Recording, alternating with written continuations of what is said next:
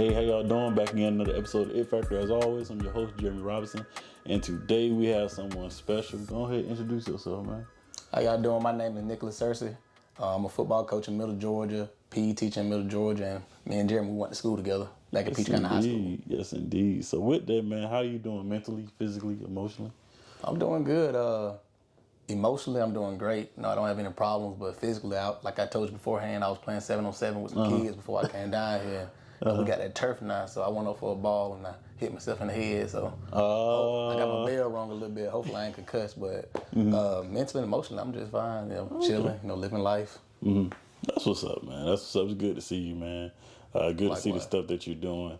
But outside of that, I would say when we played ball, I know you probably. I thought I graduated. I know you a smart guru, and I'm like, hey, that's a smart kid, man. No matter what. And I always was like, man, why did you end up going to LaGrange? Like, what went into that? Like, what made you want to go to that college? So I knew I wanted to play football. Like, I knew wherever I go, I was going to play football. It was either play football or don't go to college. And then I went down to schools in Florida, I went to schools in South Carolina, Georgia, different places, and visited. And, obviously all kids want to go D1. D1 this, D1 that. Right. And I didn't really care about that. I was more so I just want to play ball. Well, a lot of the D1 schools, they were like, well, you could walk on, but you have to play, or, you look bigger on film, you don't have the size, not the height, whatever. And I was like, that's cool, I get it, it's politics. So then I was going to Valdosta State.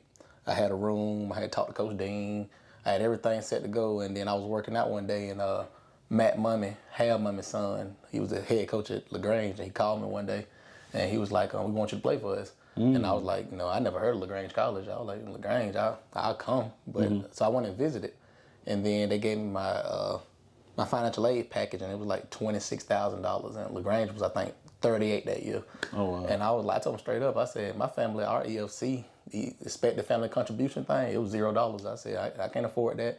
He said, give me 10 minutes, and then he came back and they gave me a new financial aid thing, and it was $36,000. And I was like, well, I'm coming to LaGrange. I mean, y'all paying for my school, so that's why I chose LaGrange. They gave me $36,000 a year, and it was 38 to go. I said, I can't pass that up. Right, yeah, man, that's what's up. I can't even say, like, you've been an athlete, the size, this and something, and also being the smartest person I known, like young person I known. I was like, shoot, man, but to know the stories that we have, even with me coming up here to Clark, Atlanta, I know I got a scholarship. Academic scholarship, and that's the only reason I was able to come up here. Because like you said, there wasn't no contribution, ain't nothing knocked to my family. Now we changing the narrative. I'll be able to do that for my kids, but definitely I respect you for that, man. I'm glad you was able to do that. So now I've been knowing my friend McTavius, and that's your friend. I was just with his little brother. Scat was at school with me playing 7-on-7. Okay, bet. That's what's up. I was just with Scat. That's what's up, man. So with that, bro, I would say, like, what makes you want to go get a Ph.D., man? See, with it's two parts of that. Okay. So part of it is I'm in the coaching, and as a high school coach, you gotta be a teacher somewhere in the school district or school system. And part of it is I want to get paid more. I'm just being honest. Like, if you're a bachelor's in Georgia, your base pay your first year minimum is $35,217, which not bad, but that same teacher with the master's degree is making about $42,217. With a specialist degree, about $49,050, and with a doctor, it's like $58,000 your first year. So what's the point of being into a profession where retirement is 30 years? What's the point of being in a profession where you're gonna max out at like $52,000 with a bachelor's, where you're gonna max out like $98,000 with a doctorate if you're gonna stay in a profession that that long? Right. That's the first reason. And the second reason, I actually interviewed a doctor I went to school. That was one of my teachers, and he said the same thing. I said, it's only two reasons to get a master's, a specialist, or a doctorate. It's the job that you're working in. Are they going to pay you more? 2 to 3 reasons. Are they going to advance you faster, or are you going to be a research professor? I don't want to be a research professor. I don't want to go into administration right now. I don't want to be a research professor for a college. My job ain't necessarily promoting me from getting a higher degree, but I mean, I'm getting paid a lot more than I would be with a bachelor's. And I think anybody that goes into education, they need to at least get a master's or a specialist, at least, just because your growth over time, pay wise, is a big difference. There's no point in sitting in a profession making $30-some thousand in a profession where you're teaching every other profession how to do their profession. Right. What's the point of sitting there making 35 when you be making 50 your first year, and then after 5 years, instead of being at 40, now you're at 70. It's a big pay jump. I feel like y'all should get paid more anyway. I'm about to step into education myself, probably from time to time. And I was telling my wife, I was like, dang, you make a lot of money as an engineer, but man, sometimes you don't do as much as I see her go out and do. I'll also say, like, how important is it to have a coach like yourself anyway? With you going to college, with you, playing sports and doing the things that these kids want to do. Like, how important is that? Well, one thing I appreciate Coach Campbell for giving me the job to come back to Peach County and coach where I played, because I think it makes a difference when you coach, when you're a student or you're an athlete under somebody that looks like you. Yes. And being that I'm a young African American coach and I work with predominantly African American athletes, and they see that Coach Searcy came from this area. This is our entire district's Title I means we're low income. All of our students are considered low socioeconomic status based on the Title I standards or whatever. So everybody gets free and reduced lunch. Right. Well, they see Coach Searcy was able to go to college.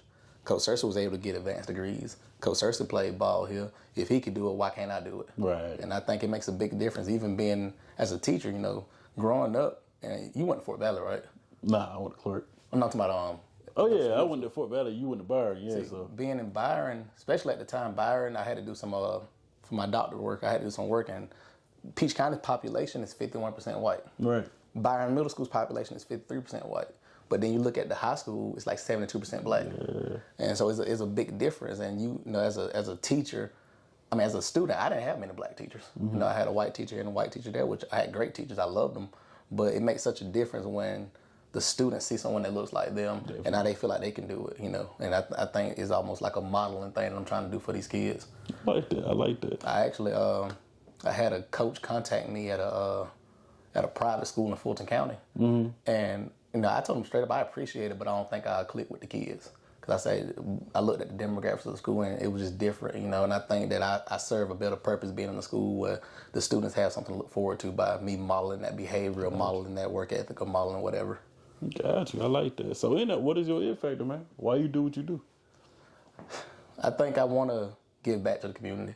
Not necessarily money, because I'm a teacher, we ain't got money. But I do want to give them an option. I want them to be able to see, Coach Searcy did this. Like, I got a football player, he's one of my receivers, and he just signed to go play at Gordon State. But he's 5'7", maybe 145 pounds, he's small. And, no big time coach or nothing was going to give him an opportunity based on his size. But now he's getting a chance to go to college, something that he's going to be first generation.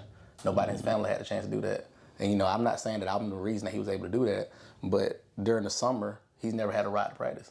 I've been picking him up for 3 years at 5 in the morning.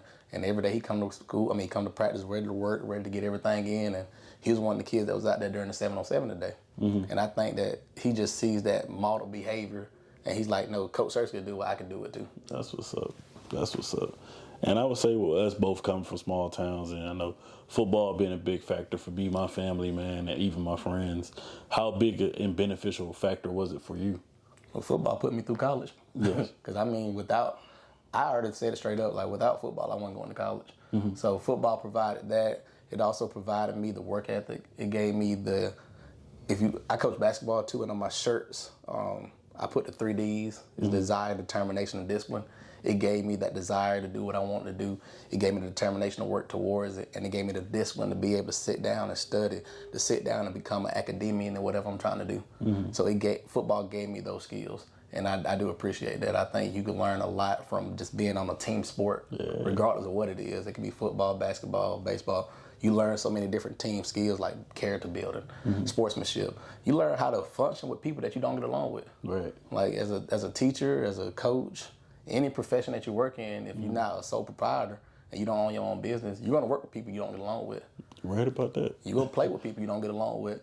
So how are y'all going to learn how to coexist in an area, a confined space at that, where you got to be successful together just for the team to work? Right. You're right about that, man. I like that. I like them 3 Ds too. Desire, determination, and discipline. That's real. You know, taught me that? Ricky Ray. Ah. Ricky Ray. That's all right, man. He put that on every scouting report, and I take that now, and I use it on my own scouting reports when I give it to my players, and I got it on my basketball shirts. I got it on my coaching binder. I use that as the 3 Ds: desire, determination, and discipline. And that's what's up. So what would you say is some of your ultimate life goals, if any? All right, well, a few of them. I want to finish the doctorate program, which I plan to be done next summer. All right. I plan on being a head football coach at some point. You will? Before then, I want to get an OC position, office coordinator for football. I want to learn more about defense, obviously. I played defense, but I just want to learn more. And ultimately, I want to be athletic director at some point. You know, I want to oversee different athletic functions. It can be football, basketball, baseball, track, cheer, flag football, dance, whatever. I just want to oversee athletics. Got you. And before we do close, I would say, what's something you would like to see change in the world, man? I like to see people be nice to each other. You know, I sit here and watch kids every day, and you know, you got your kids who are your popular kids. You could say you got your kids who are not as popular. You got your kids who are different. You got your kids who are unique, but you know, they all got to coexist in the same place. Definitely. And I'm really big on teaching kids about being nice to others.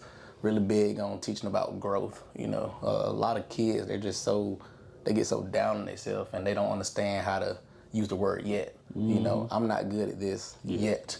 All right, I'm not good at math yet.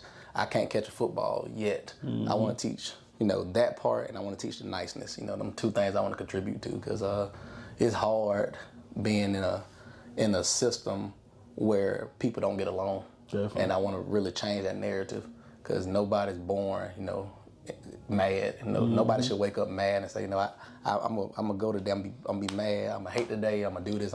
No, be happy. Be nice. Yeah. You know.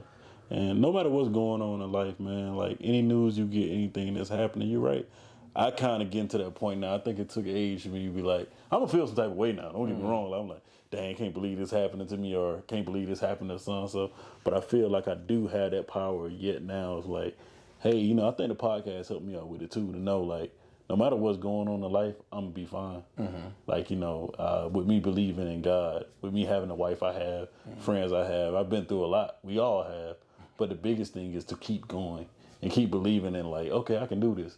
You know, so them kids seeing that definitely is gonna keep impacting them. I'm happy to even be able to bring you on the show because of that. I appreciate it. But like anytime, man, you need me to do something, you know, let me know. But would you happen to have any questions for me?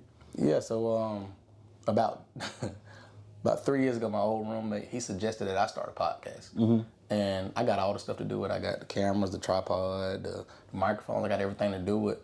I even got scripts wrote up. I tried to get into animation and stuff like that. And some of it came out good, some of it didn't. But I got maybe 15 different scripts, really like stories, like almost like animation stories. Oh, man. What do you think, since you've been doing podcasting, would be the best route to go? Would it be more so of being just in a speaking podcast if I have stories I want to tell? Or do you think it'd be better going into like an animation route? The first thing is to start. Okay. The second thing is to follow your heart, man. Like I like the visual podcast because I feel like it gives a time for me and you to sit here and people can see our faces. And they be like, dang, that's Nick. Oh, that's Jeremy. Okay, bet. So I would say what you doing animation, things of that nature, I would say try to do visual, man, or try to do a little bit of both. I got you. Definitely. And let me know if you need some of that, because I've been helping some people with their podcast, man, because I feel like it's a good thing. It's room and space for everybody. So yeah, I got some stories I need to tell, and I'll tell them one day. Yes, indeed. Well, with that, man, that's the podcast, bro. I appreciate you having me on, man. Yes, indeed. Yes, indeed.